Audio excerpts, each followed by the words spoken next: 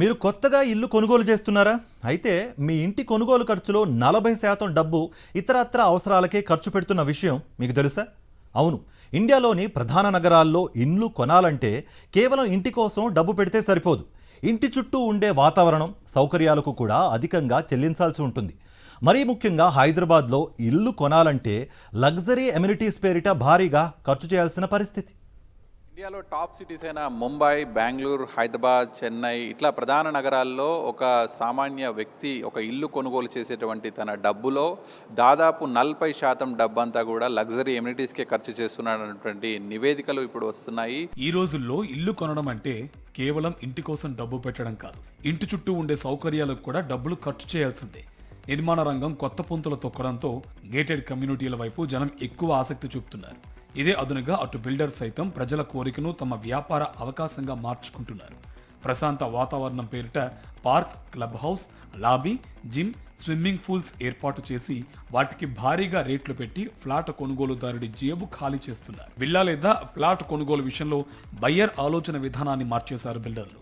కష్టపడి సంపాదించిన డబ్బుతో ఇంటిని కొనుగోలు చేశాక ఇంట్లో దక్కే స్థలం చాలా తక్కువగా ఉంటుంది. దీన్నే కార్పెట్ ఏరియా అంటారు. మానవ పరిస్థితులు, ప్రభుత్వ విధానాలు, బిల్డర్ల లెక్కలన్నీ కలిపి ఇంట్లో కార్పెట్ ఏరియాపై ప్రభావం చూపిస్తున్నాయి. 1000 అడుగుల ఫ్లాట్ కొంటే 600 అడుగులు ఇల్లు రావడం కష్టంగా మారింది. ఓ సర్వే ప్రకారం ముంబైలో ఇల్లు కొనుగోలు చేస్తే 43% డబ్బు క్లబ్ హౌస్, స్విమ్మింగ్ పూల్ లాంటి ఎమ్యూనిటీస్కు పోతుంది. మీరు సౌకర్యాలు వాడుకున్నా వాడుకోకపోయినా వీటికి డబ్బులు చెల్లించాల్సింది. జనరల్గా లోడింగ్ ఫ్యాక్టర్ అంటారు. Carpet area, length area, built-up area, super built-up 4 terms ఉంటాయి. బట్ జనరల్గా గేటెడ్ కమ్యూనిటీ ఎస్పెషల్లీ ఎక్కడైతే ఎమ్యూనిటీస్ ఉంటాయో, స్విమ్మింగ్ పూల్ కానీ, క్లబ్ హౌస్ కానీ, జాగింగ్ ట్రాక్ కానీ, పార్క్స్ కానీ, టోటల్ ఆర్ట్స్ కానీ చాలా ఉన్నాయి. అట్లాంటివి ఇవన్నిటి కూడా బిల్డర్ చాలా ల్యాండ్ వదిలేస్తాడు. ఎందుకంటే యాజ్ పర్ గవర్నమెంట్ పర్మిషన్ ప్రకారం కూడా పార్కింగ్ కొద్ది ఏరియా పోతుంది, ఎమ్యూనిటీస్ కొద్ది ఏరియా పోతుంది. అయితే నిజంగా ఎమ్యూనిటీస్ వాడతారా పెద్ద బిగ్ క్వశ్చన్. నాకు చాలామంది వ్యూవర్స్ అడుగుతారు, మరి స్విమ్మింగ్ పూల్ ఎవరి కోసం అంటే మరి చెప్పుకోవడానికి ఉండాలి కదా అని. అది ఇట్స్ రిడిక్యులస్.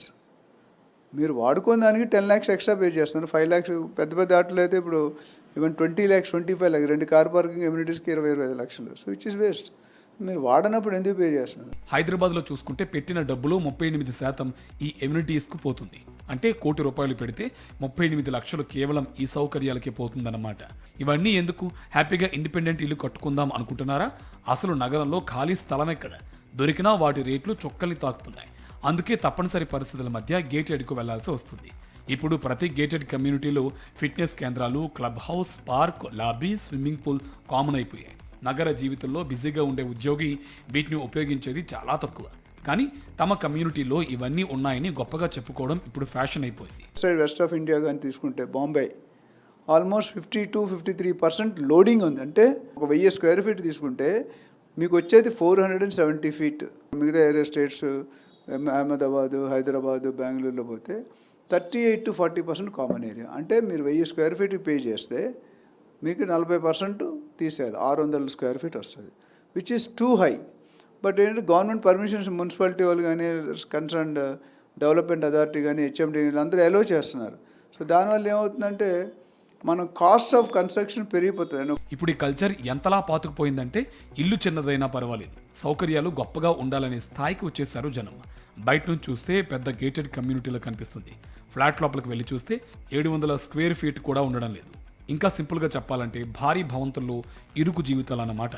ప్రాజెక్ట్ ఏదైనా 70% గ్రీనరీకి వదిలి 30% స్థలంలో నిర్మాణం చేపట్టాలనేది రూల్. అయితే ఇలా చేస్తే బిల్డర్కు లాభం రాకపోవచ్చు. అందుకే లగ్జరీ ఎమ్యూనిటీస్ వంకతో ఫ్లాట్ కొనుగోలుదారుడిపై భారం మోపుతున్నట్లు సర్వే సంస్థలు చెప్తున్నాయి. కొన్ని స్టాండర్డ్ నామ్స్ ప్రకారం కార్పెట్ ఏరియా ప్రకారం అమ్మాలి. బట్ అది చేస్తే వర్కౌట్ కాదు. సో ఎటు తిరిగి అటు తిరిగినా బయ్యర్ చూసుకొని నేను ఎంత కాస్ట్ పే చేస్తున్నాను. ఇందాక నేను చెప్పినట్టు 10,000 square feet ఫ్లాట్, పెద్ద ఫ్లాట్ అనుకోండి, అందులో మీకు వచ్చేది 6,000 ఆర్ 5,800. అంటే మనం ఆల్మోస్ట్ డబుల్ ది కాస్ట్ కడుతున్నాం. డబుల్ కాకపోయినా 40% ఎక్కువ కడుతున్నాం. ఆ 40% కడుతున్నాం, ఈ 10,000 కాస్త 14,000 అవుతుంది per square feet. సో దాన్ని బట్టి ఏంటంటే బయ్యరే పే చేస్తున్నాడు. వాడుకునే వాళ్ళు కూడా ఉంటారు, లేరు కదా, చాలా ఫ్యూ మెంబర్స్ ఉన్నారు. అది is it required or not depends upon your age, your children age.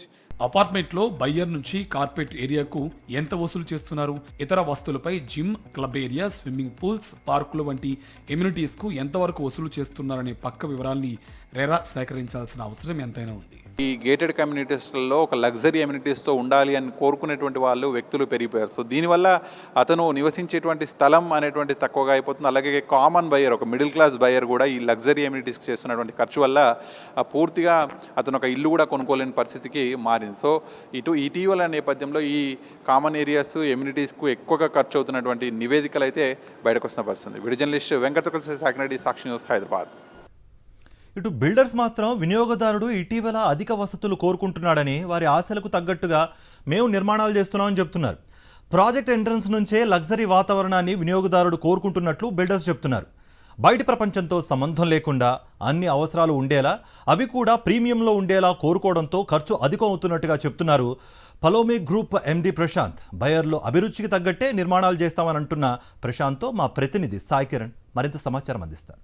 ఇప్పుడు హైదరాబాద్లో ఒక బయర్ ఒక ఇల్లు కొనాలంటే 38% ఆఫ్ మనీ మొత్తం కూడా కామన్ ఏరియాస్కి, లగ్జరీస్కి, లాబీస్కి, వీటన్నిటికీ కూడా వెళ్ళిపోతుంది. అసలు ఏం జరుగుతుంది? లగ్జరీకి అలవాటు అయిపోయారు అందరికీ. పెద్ద అపార్ట్మెంట్స్ కావాలి, లార్జ్ ఎమ్యూనిటీస్ కావాలి, మనకు ఒక ఎంట్రన్స్ లాబీ లాగా ఎఫెక్ట్ కావాలి, ఒక 5 స్టార్ 3 స్టార్ హోటల్ ఎక్స్పీరియన్స్ కావాలి మనకు. కాబట్టి మనం ఏం చేస్తున్నామంటే people are expecting more amenities. So దాంతో ఏంటంటే మనం ఇప్పుడు కొత్త అపార్ట్మెంట్ ప్రాజెక్ట్లో చూస్తే మీరు most of these entrance we giving a nice entrance lobby. So ఇవన్నీతో ఆటోమేటిక్లీ మనకు కామన్ ఏరియాస్ అనేది పెరుగుతుంది. ఎర్లియర్ మనకు 15 to 18% కామన్ ఏరియా ఉండేది. అటువంటిది ఇప్పుడు ఒక మిడ్ బడ్జెట్ ప్రాజెక్ట్కి common area percentage is about 20 to 25%. Premium ప్రాజెక్ట్స్కి వెళ్తే ఇట్ గోస్ బిట్వీన్ 35 to 40%.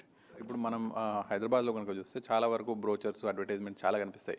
21 ఎకరాల్లో ఇన్ని టవర్స్, 8 టవర్లు, 4 టవర్లు అని చెప్పి బిల్డింగ్స్ తీసుకొస్తారు. సో 2000 SFT నుంచి 4000 SFT వరకు ఫ్లాట్స్ కూడా అవైలబుల్ ఉన్నాయంటారు. సో బయ్యర్ ఎవరైతే అక్కడికి రియలిస్టిక్ అక్కడికి వెళ్ళాక వారికి కార్పొరేట్ ఏరియా తగ్గిపోతుంది అనేటువంటిది ఒక వాదన వినిపిస్తుంది. దాన్ని ఏమంటారు? అంటే యాజ్ పర్ రేరా యాక్ట్ వచ్చిన కాడి నుంచి ఇదివరకేమో కొంచెం అంబ్యూగిటీ ఉంటుండే, ఎంత మనకు కార్పొరేట్ ఏరియా అనేది క్లియర్గా డిఫైన్ చేయకపోదురు. ఎప్పుడైతే రేరా చట్టం వచ్చిందో అప్పటి నుంచి చాలా క్లియర్గా మనము అగ్రిమెంట్లో కూడా కార్పొరేట్ ఏరియా ఎంత ఉంటుంది, బాల్కనీస్కి ఎంత వస్తుంది, టోటల్ కామన్ ఏరియాతో కలిపి సూపర్ బిల్టప్ ఏరియా ఎంత వస్తుంది అనేది క్లియర్గా డిఫైన్ చేస్తాం. ఒక అగ్రిమెంట్లో డిఫైన్ చేస్తాము, రేపు మళ్ళీ సేల్ డీడ్ కూడా అది డిఫైన్ చేస్తాం. సో అక్కడ ఏ మాత్రం కూడా కాంప్రమైజ్ అయ్యేదానికి అవకాశం లేదు ఇప్పుడు ఏ బిల్డర్ కానీ. ఎన్ని హైట్ వరకు కట్టొచ్చు అనేటువంటిది ఎంత ఉంది, అలాగే కామన్ ఏరియా ఎంత వదలాలి అనేటువంటి రూల్స్ ఉన్నాయి? స్టాండర్డ్ హైట్ అనేది అన్లిమిటెడ్ అండి. యాజ్ పర్ జియో 168 ఏదైతే వచ్చిందో యావరేజ్ ఇప్పుడు ఎకరానికి 3 లక్షలు 4 లక్షలు స్క్వేర్ ఫీట్ కట్టగలుగుతున్నాం. ఎందుకంటే మనం హైట్ పోతున్నాం. హైట్ పోయి మనం ఏం చేస్తున్నామంటే బిల్డింగ్ టు బిల్డింగ్ మధ్యలో ఓపెన్ స్పేస్ ఎక్కువ ఇస్తున్నాం ఈ మధ్యలో. సో ఒక 20 acre 24 acre ప్రాజెక్ట్ చూస్తే టవర్స్ అనేది హైట్ పోతుంది, బట్ లోపల కామన్ ఏరియాస్ అనేది బిల్డింగ్ టవర్ టు టవర్ మధ్యలో ఏదైతే గ్యాప్ ఉంటుందో అది చాలా ఓపెన్ స్పేస్ ఎక్కువ ఇస్తున్నాం. ఇప్పుడు అంటే ఫ్లోర్ ఏరియా ఏదైతే మన ల్యాండ్ ఏరియా ఆక్యుపేషన్ చూసుకుంటే లార్జ్ ప్రాజెక్ట్స్లలో 18 to 20% ఆఫ్ ద ల్యాండ్ ఏరియాలో మనము బిల్డింగ్ టవర్ కడుతున్నాము. మిగతా almost 70 to 80% of the land area we living for open spaces. ఒక లార్జ్ కమ్యూనిటీలో కస్టమర్ ఎందుకు ప్రిఫర్ చేస్తున్నారంటే వాళ్ళు ఉన్న అమ్యూనిటీస్ ఏమేమి ఇస్తున్నారు, ఇక్కడ స్పోర్ట్స్ ఫెసిలిటీస్ ఏమి ఇస్తున్నారు, పిల్లలకి ఏమున్న యాక్టివిటీస్, పెద్దవాళ్ళకి ఏమున్నది, లేడీస్కి ఏమున్నది, క్లబ్ హౌస్ కానివ్వండి, స్విమ్మింగ్ పూల్ కానివ్వండి, jogging tracks, elder seating areas. So ఇవన్నీ అడుగుతున్నారు కాబట్టి ఆటోమేటిక్లీ ప్రాజెక్ట్స్లలో ఎంతైతే ఓపెన్ స్పేస్ ఎక్కువ ఉంటుందో కస్టమర్స్ అది ఎక్కువ ప్రిఫర్ చేస్తుంటారు. చాలామంది బయ్యర్స్ వీటికి దూరం అవుతున్నారు అనేటువంటి ఒక వాదన కూడా వినిపిస్తుంది. ఎందుకంటే లగ్జరీ ఎమ్యూనిటీస్ కావచ్చు, మీరు అన్నీ చెప్పినటువంటి వాటి ప్రకారం ఖర్చు ఎక్కువైపోతుంది, సో బయ్యర్స్ తగ్గుతున్నారు అనేటువంటిది కూడా వినిపిస్తుంది.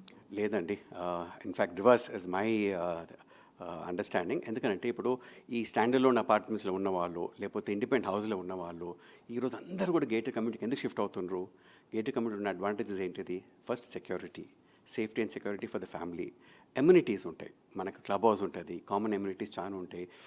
కార్పొరేట్ ఏరియా చెప్పినంత చూపించినంత అక్కడ వాళ్ళకు ఉండట్లేదు అనేటువంటి ఒక కంప్లైంట్స్ వస్తున్నాయి. సో అట్లా వచ్చినప్పుడు ఏం చేయాలంటారు? లేదండి, అది క్లియర్గా అగ్రిమెంట్ ఉంటుంది, లేనప్పుడు RERA authorities are there, complaint చేయొచ్చు. అండ్ నాకు తెలిసినకైతే అయితే ఏ రెప్యూటెడ్ బిల్డర్ కూడా they will not take a risk of compromising on corporate area. మనం క్లియర్గా డిఫైన్ చేయొచ్చు. మేమైతే వి గివ్ కస్టమర్ కూడా వచ్చి మెజర్ చేసుకుంటారు చాలామంది. మాకు ఎక్స్పీరియన్స్లో సార్ గత ఒక 15 ఏళ్లకు ఇప్పటికి కనుక చూస్తే ఇందులో మార్పు ఏ విధంగా వచ్చింది? గత 15 ఏళ్ల క్రితం ఏ విధంగా ఉండే, ఇప్పుడు ఏ విధంగా ఉంది ఎమ్యూనిటీస్? అదే ఎమ్యూనిటీస్ అనేది పెరుగుతూ ఉన్నది బికాజ్ నా customers are demanding more amenities now. They don't mind paying for amenities. So ఇప్పుడు మనం ఒక ఇండివిజువల్ హౌస్లో ఉంటే మనం స్విమ్మింగ్ పూల్ కట్టలేము, జిమ్ పెట్టుకోలేము, వాకింగ్ ట్రాక్ ఉండదు. ఇవన్నీ మనం గేటెడ్ కమ్యూనిటీలో మనకు ఉంటున్నాయి కాబట్టి దే ఆర్ ఆస్కింగ్. లగ్జరీ ఎమ్యూనిటీస్కు వాళ్ళు కూడా ఎక్కువ ఖర్చు చేస్తున్నారు అనేటువంటి అంశం ఇప్పుడు ఎక్కువగా వినిపిస్తుంది. సో దీనిపైన ఎక్కువగా ఖర్చు పెడుతున్నారు అనేటువంటిది కూడా ప్రశాంత్ చెప్తున్నారు. వీడియో జర్నలిస్ట్ వెంకట్ తొగల్, సాగిరెడ్డి, సాక్షి న్యూస్, హైదరాబాద్.